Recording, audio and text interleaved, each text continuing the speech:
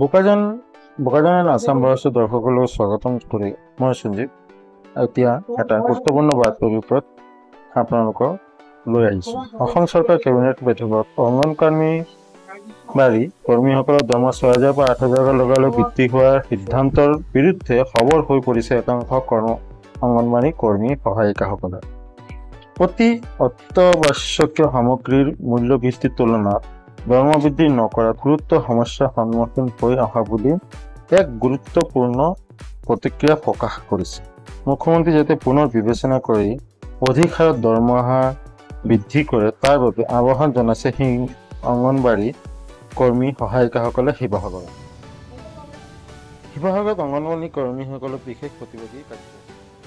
মুখ্যমন্ত্ৰী মহোদয়লৈ এই পবিত্ৰ দল প্ৰাংগণৰ পৰা অনুৰোধ কৰিছোঁ যে যোৱাকালি কেবিনেটত যি সিদ্ধান্ত ল'লে আমাৰ 1,500 টকা অংগনবাড়ী কৰ্মী সহায়িকাৰ 750 টকা আৰু 1,500 টকা বৃদ্ধিৰ যি সিদ্ধান্ত ল'লে সেই সিদ্ধান্তটো আকৌ অলপ বৃদ্ধি কৰিব পাৰি নেকি সেই যেন বিবেচনা কৰি চাই।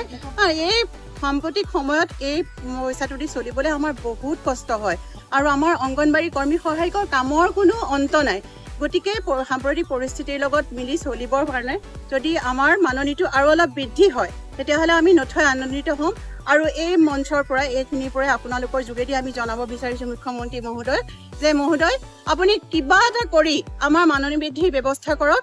আমি গোটেই অসমৰ অংগনবাড়ী সুখী হ'ম আৰু আমি সদায় আপোনাৰ লগত থাকিম। ধন্যবাদ।